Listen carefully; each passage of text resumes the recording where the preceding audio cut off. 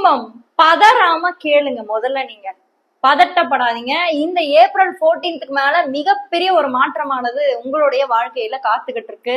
அது எந்த மாதிரி மாற்றம் அப்படின்றதுதான் ஒரு சின்ன சர்ப்ரைஸ். நான் சொல்றேன், வீடியோ தொடர்ந்து பாருங்க. அது மட்டும் இல்லாம நம்மளுடைய சேனல்ல இன்னும் நீங்க சப்ஸ்கிரைப் பண்ணாமலே பாத்துட்டு இருக்கீங்க பாத்தீங்களா, ரொம்ப தப்பு பண்றீங்க. சப்ஸ்கிரைப் பண்ணி வச்சுக்கோங்க. ஏன்னா ஜோதிடம் பற்றிய அனைத்து தகவலுக்கும் நம்மளுடைய சேனல் ஒரு மிகப்பெரிய ஒரு வழிகாட்டியா உங்களுக்கு இருக்கும்.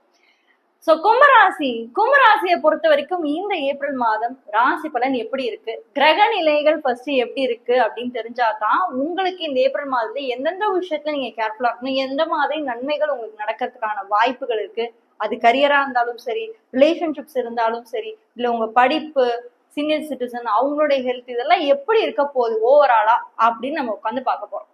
ஓகே, கும்பராசிக்கு ராசிநாதனான சனி பகவான் இந்த மாதத்துல 2ஆம் இடத்துல அமர்ந்திருக்காரு. 2ஆம் இடத்துல சும்மாவா இருக்கிறாரு? இல்லங்க, அவர் சும்மா இல்ல, செவ்வாயோட புதனோட சேர்க்கையில இருக்காரு. சோ செவ்வாய் புதன் சேர்க்கை உங்களுடைய ராசில இருந்து 2ஆம் வீட்டுல இருக்கு. ராசிக்கு 3ஆம் வீட்டுல சூரியன் சுக்கிரன். சோ இந்த 2 கிரகங்கள் இருக்கு. ராசிக்கு 5ஆம் இடத்துல ஆஸ் யூஷுவல் குரு வக்ரமா இருந்தாரு. ஒரு 4 மாசம் நான் தான் பின்னாடிதான் போவேன், நான் முன்னாடியே வரமாட்டேன், அதுவும் நான் ரொம்ப ஃபாஸ்டா தான் போவேன்னு சொல்லி ஃபாஸ்டா போயிட்டாரு. இப்ப அதே ஃபாஸ்ட்ல முன்னாடி நகர்றாரு.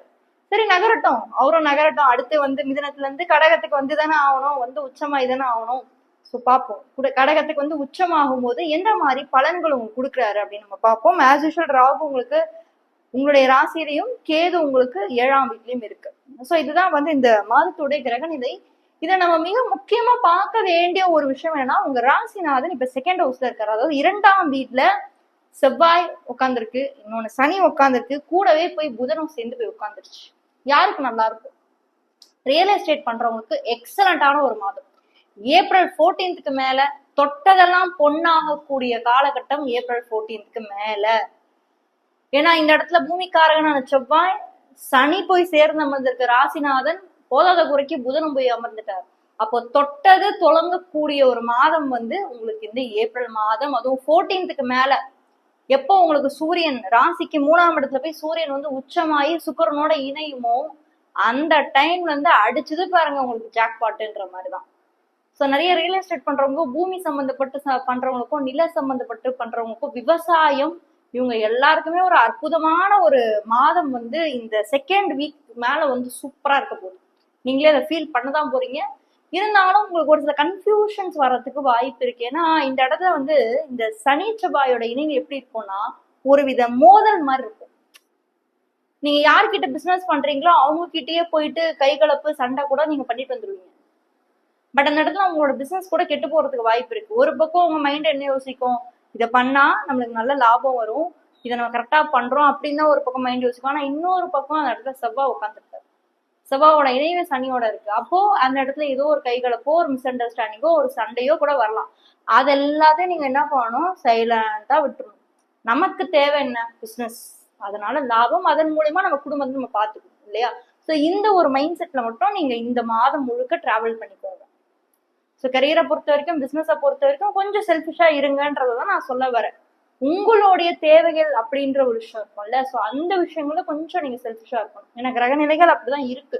புதனோட ஒரு கிரகம் சேரும் போது புதன் புத்திசாலி, புத்திசாலி புதன். அப்போ பிசினஸுக்கு காரகரான புதன் 2ஆம் இடத்துக்கு இருக்கும்போது அதை நோக்கின எண்ணங்களும் அதை நோக்கின சிந்தனைகளும் தான் உங்களுக்கு இருக்க போகுது இந்த மாதம். ஸோ அது உங்களுக்கு ஒர்க் அவுட் ஆகும். அடுத்து ரிலேஷன்ஷிப்ஸ்லாம் எப்படி இருக்க போகுது? கும்பராசி சும்மாவே சொல்ல வேணாம், ரிலேஷன்ஷிப்ஸ்க்கு எல்லாத்துக்கும் முக்கியத்துவம் கொடுக்குறவங்க. அதுவும் காதல் திருமணம், ராகு வேற ராசிலேயே உட்கார்ந்துருக்காருல்ல, அப்ப காதல் திருமணம் இதனால ரொம்ப அதீதமான இன்ட்ரெஸ்ட் எப்பயுமே இருக்கும். பட் அது உங்க ஜாதகத்துல பாருங்க, இப்போ ராசியில ஒரு ராகுவும் 7ல கேதுவும் இருக்கும்போது கண்டிப்பா ஏதோ ஒரு இன்ட்ரெஸ்ட் வரும். சரி ஓகே, நம்ம விருப்பப்பட்ட பர்சனை கல்யாணம் பண்ணிக்கலாம் அப்படின்ற மாதிரி இன்ட்ரெஸ்ட் எல்லாம் வரும்.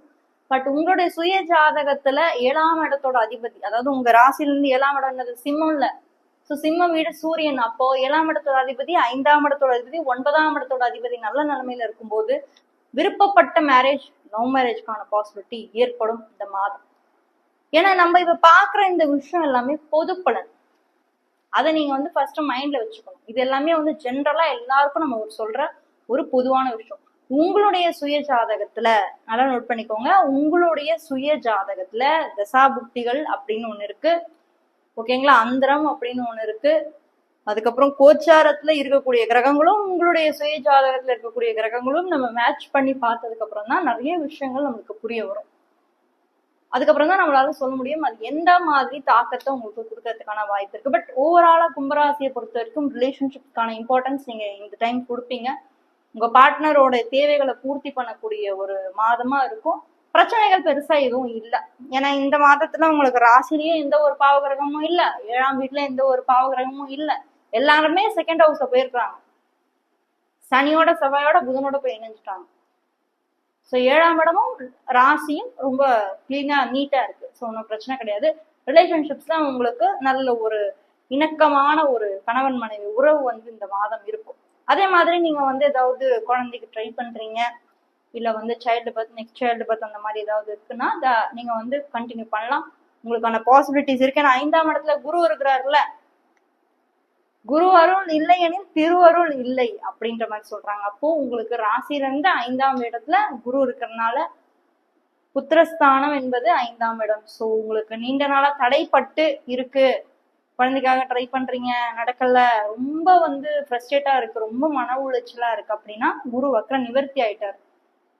வக்ரனா பேக்வர்ட்ஸ் வந்தாரு, ரிசல்ட் அவரால் கொடுக்கவே முடியாது. ஏன்னா சும்மாவே வந்து இப்ப அதிச்சாரம் அப்படின்றது ரொம்ப ஃபாஸ்டா ரிசல்ட் கொடுக்கறக்கூடிய டைம் பீரியட். இந்த டைம் பீரியட்ல ஒரு கிரகம் வக்கரமா இருக்குன்னா ரிசல்ட்டே தர முடியாது. இப்போ அவர் நேரா போறதுனால ரிசல்ட்ஸ் ரொம்ப ஃபாஸ்டா இருக்கும். ஸோ இந்த டைம் பீரியட்ல நீங்க அதுக்கான முயற்சிகள் பண்றதன் மூலயமா அடுத்த கட்ட ஜென்ரேஷன், அடுத்த கட்ட வளர்ச்சி, அடுத்த கட்ட growth உங்களுக்கு வந்து இந்த மாதத்துல இருந்தே வந்து பாருங்க ஸ்டார்ட் ஆக போகுது. என்ன ஒண்ணு, கொஞ்சம் நீங்க கேர்ஃபுல்லா கவனமா உங்க பார்ட்னரை நீங்க ஹேண்டில் பண்ணணும். தேவையில்லாத வாக்குவாதங்கள் எதுவும் வேண்டாம். அது ஒண்ணு மட்டும்தான். எஜுகேஷன், படிப்பு சார்ந்த விஷயங்கள் இதெல்லாம் எப்படி இருக்க போகுது, இல்லத்தரசிகள்லாம் நல்லா இருக்கு. ஏன்னா 5ஆம் இடத்துல குரு இருக்கும்போது உயர்கட்ட கல்வி, படிப்பு இதுலலாம் அதிகமான இன்ட்ரெஸ்ட், நாட்டம்லாம் வரும்.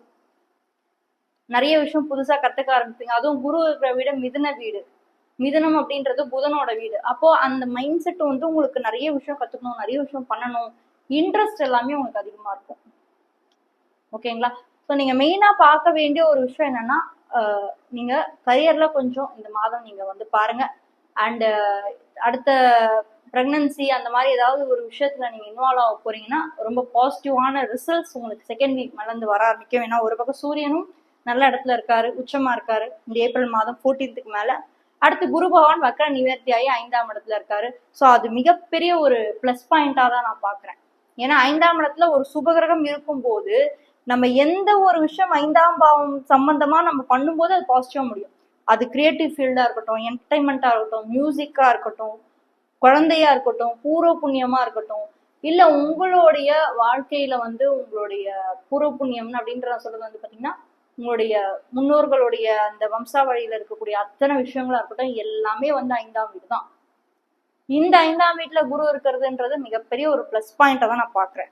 மொத்தத்துல கும்பராசிக்கு இந்த மாதம் சூப்பராகவே இருக்கு. கவலையை விடுங்க, இனிமே தொட்டதெல்லாம் பொண்ணா மாறக்கூடிய காலகட்டம் தான் இந்த மாதம். மகர ராசி பத்தி தெரிஞ்சுக்கணும்னா இந்த வீடியோல ஃபர்ஸ்ட் கமெண்ட்ல ஃபர்ஸ்ட் லிங்க்ல கொடுத்துருக்கேன், மறக்காம அதையும் போய் செக் பண்ணுங்க.